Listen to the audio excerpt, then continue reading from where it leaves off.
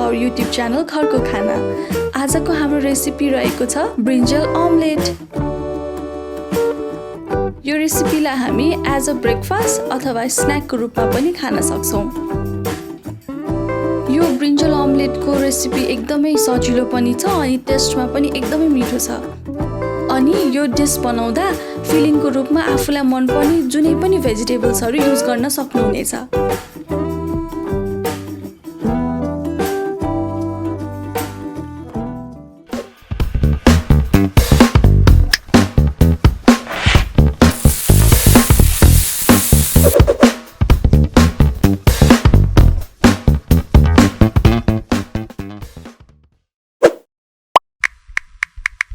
साथै हाम्रो च्यानललाई सब्स्क्राइब गर्नुभयो छैन भने सब्स्क्राइब गरेर साइडको बेल आइकन पनि दबाइदिनु है।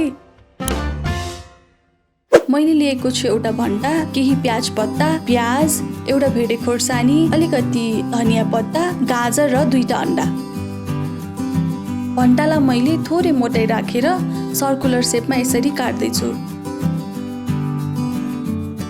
त्यसपछि चम्चाको सहायताले ब्रिन्जल फ्लेसलाई यसरी निकाल्नु पर्छ।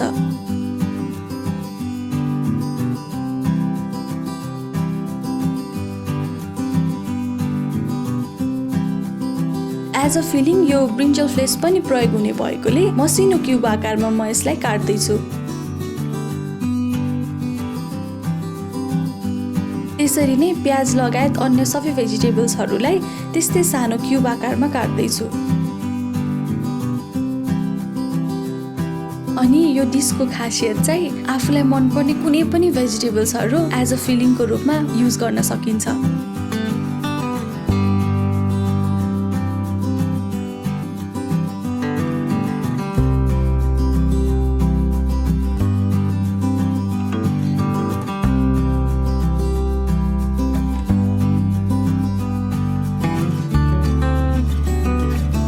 फिलिङको लागि भेजिटेबल्स कटिङ सकिएपछि अब म 2टा अन्डा मिक्स गर्न चाहदैछु।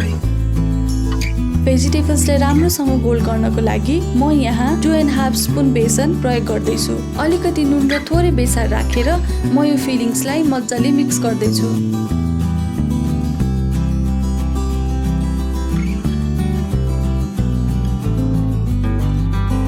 यसरी मिक्स गर्दा नुनको कारणले पानी निस्किएमा फेरि बेसन एड गरेर मिक्स गर्नु होला। तेल तातिएपछि अघि फ्लेस निकालेको भेन्टालाई राख्नुहोस्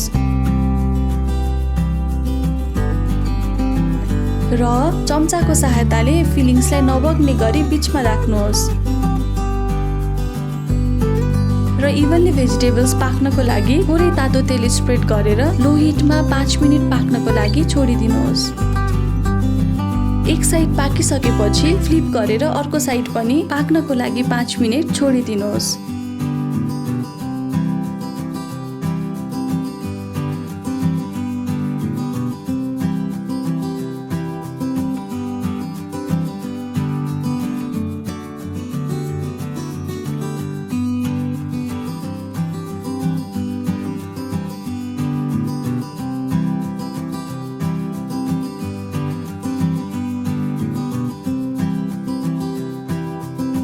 र फाइनली आजको हाम्रो ब्रिन्जल अमलेट रेसिपी पनि रेडी भइसकेको छ।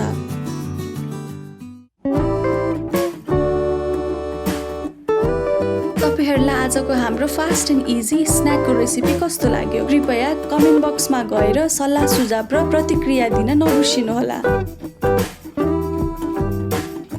यदि तपाईहरुलाई हाम्रो काम मन परिरहेको छ भने हाम्रो च्यानललाई लाइक, शेयर र सब्स्क्राइब गर्न नबिर्सिनुहोला। Thank you for watching. Cook with good vibes.